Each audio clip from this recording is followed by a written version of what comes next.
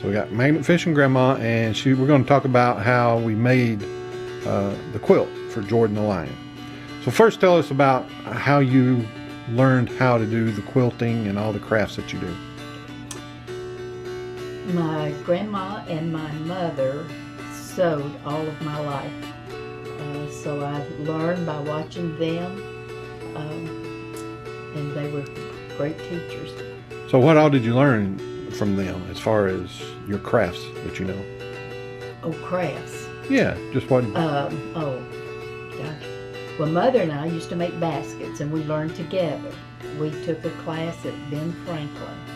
That's a store that was here 20, 30 years ago. And then she wanted to learn to crochet. So my mother and I got books, Teach Yourself to Crochet, and we learned to crochet.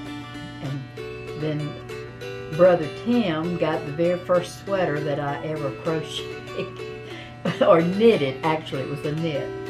And I was probably happy about that, wasn't I? You didn't know. You would stand like this, like you did in a cowboy suit. No, and I put it on you. We went to Grandmother and Granddaddy's house, and you had it on. And Granddaddy said, "Where did Timbo get that sweater?" You know, I said, "I made it." And he said, "Who taught you how?"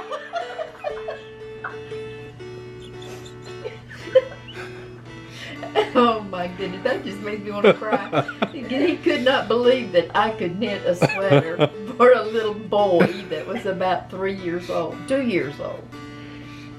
So anyway, Mother and I learned by reading books and just kind of teaching ourselves, other than the baskets. We did take a class. Oh, well, we used to cake decorate. We took a class also at Ben Franklin to decorate cakes. Mm-hmm.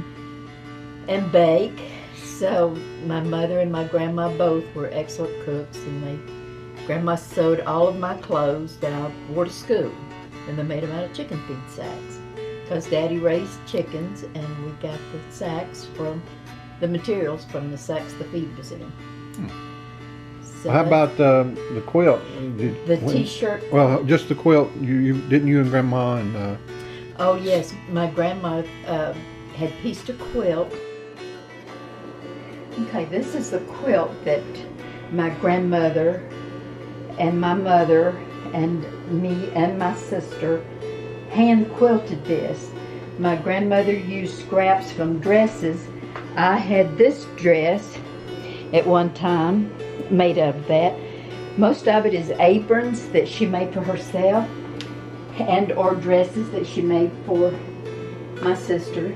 And we gathered together on her quilting frame, and she hand-pieced each square. It's a bow tie design. Can you get close? A bow tie. And she cut every piece and hand-stitched it. She had a machine, but she hand-stitched it. And then we quilted it by hand. So this is a treasure. I can't remember how old I was. I was in elementary school when I had the green dress. How many different types of quilts have you ever made? Oh, well, I've made baby quilts where you just sew squares together. Then I've made rag quilts and T-shirt quilts.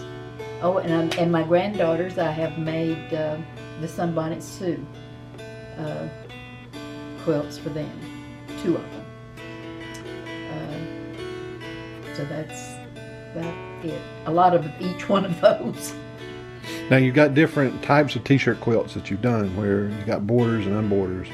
Is there anything about that how did you come up with that idea? Well, I did. My sister that come up with this gave me the pattern for the T-shirt quilts. She put borders and little blocks between each border in the corners of each shirt. And then my daughter-in-law wanted me to make my granddaughter a t-shirt quilt from the cheerleading t-shirts that she had when she was in high school for graduation. So I did, and she said, I don't want borders on it. I want it to look big pieces, little pieces, like a puzzle, kind of. So that was the very first one that I made that I did not put borders in. And then I did several more after that like that. But you can just about make, if you can sew a seam, you can about put any kind of shirt together or a t-shirt quilt together. Although my seams are crooked. That's my signature, is the crooked seams. So then you made me a lot of t-shirt quilts, and right. Jacob the Carpetbagger, he wears t-shirts all the time too. So I had been asked by him to go and film his wrestling matches here in Georgia, and during that time we got to talking about the t-shirts, and I told him that you had made a t-shirt quilt for me, and we got to talking about it, and maybe you would make one for him. So we went to Indiana to video the wrestling match with him, and Jerry the King Lawler was in that card, and he was going to be wrestling Morty, for whoever lost would lose their mutton chops.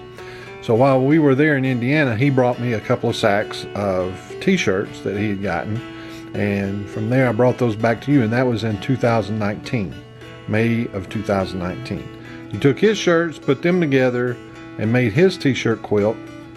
And in the middle of his t-shirt quilt, I don't think he's shown it, but if you look at the white markings in his shirt, it spells out TCB for the Carpetbagger.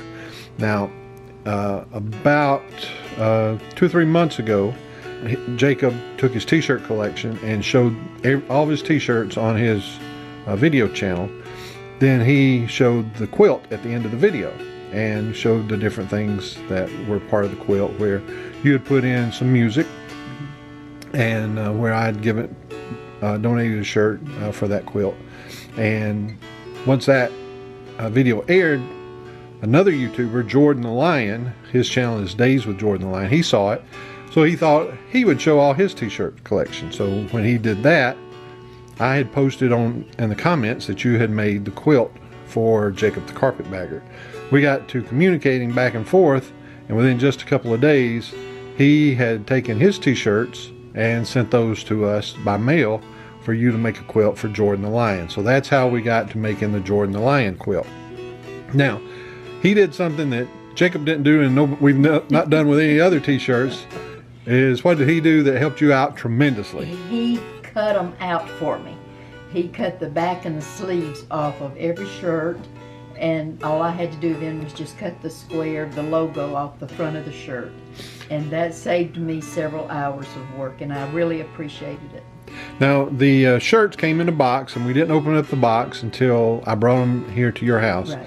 So when we opened up the box and we started going through the shirts, what did you think about those shirts? Well, I did not like Kiss at all. Until Brother Tim told me that, what's his name? Gene Simmons. Gene Simmons was a good guy. And I changed my mind. I loved Kiss from then on. So, and then one of my very favorite ones was of Elvis and those knock you dead blue eyes. He was gorgeous. So I almost kept that shirt, but I didn't. I put it in the quilt. Now, he sent us about 38 shirts. Right. So once we got all the shirts out, what's the next thing that you did with the shirts? Okay, we went through them with Brother Tim, and then kind of picked out which shirts would go in what row, in what order. So that's what you do then. Then then after I get those shirts in order, we cut the logos out of the shirts. Make it square on every side. Make it square. Mm-hmm. Yep. Some of them were 15 by 15, some were maybe 10 by 10, depending on the size of the logo.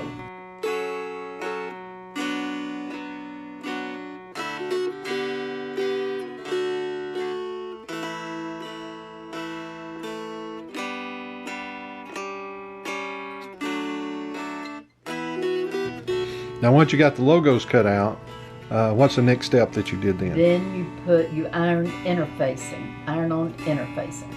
And that keeps the shirt, while we're stitching it together, keeps the shirt from stretching. And then you do that to every square, every shirt.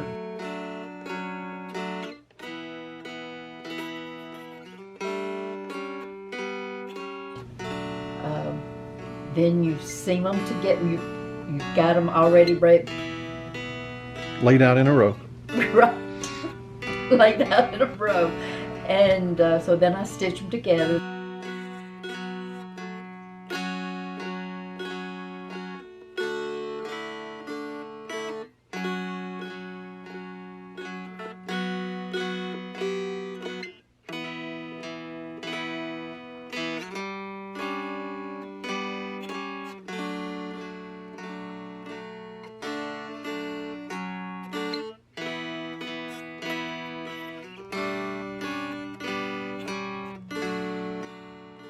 Then you have to set the seam with a hot iron, and then press the seam open, or I do it that way. It makes it easier to sew when you stitch the batting and the backing to the quilt.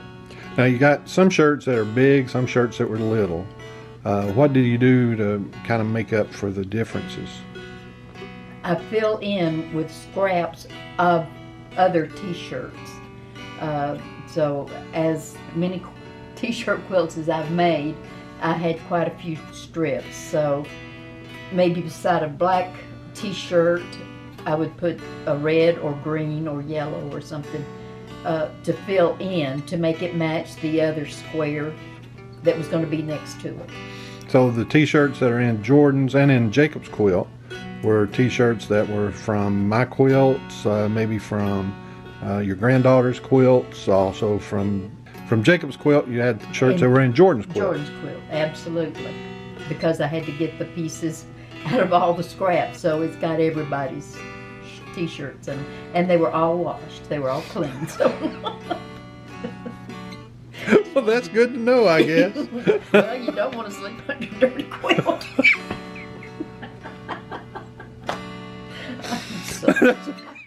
I feel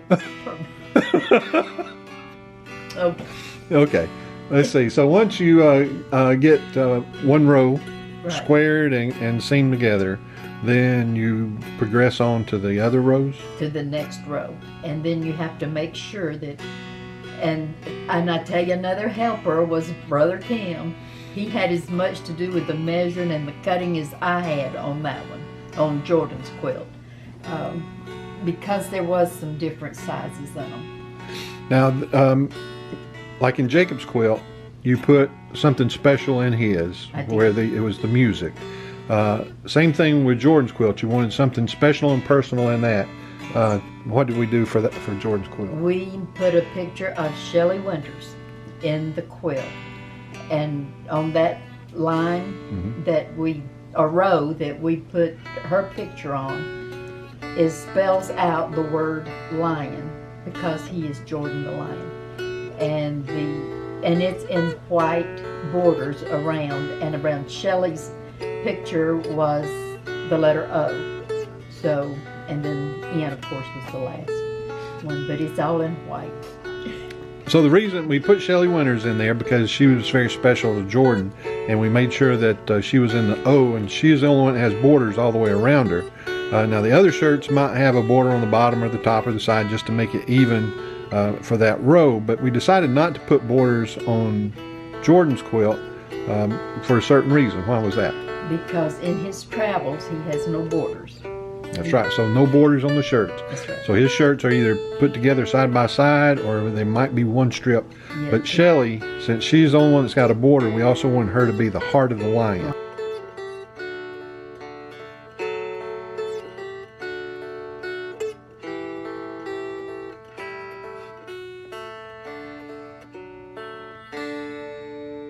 So the back of Jordan's quilt is made up of 7 panels, and each of those panels, 7 is basically the number of completion in the scriptures. So you got 7 panels on the back, and different types of musical instruments. We picked that out because Most of the t-shirts had to do with music. Also, Jordan is a guitar collector and he enjoys his music. He was one time in a band. But in the center we also put a panel of the world, because He travels all over the world. all over the world. So we had a t-shirt left over. It was the Joster quilt. What did you decide to do with that? Made Ja a little quilt. So we put, we found some fabric that had little paw prints all over it. So made it, I think it was like 36 inches square. So we put Ja's quilt picture in the center. And then for the back of his, we put the world map, because he travels as much as his daddy does. We're here at Patriots Park. We're here to meet Jordan the Lion. I'm here with Magnet Fishing Grandma. We're in Pigeon Forge.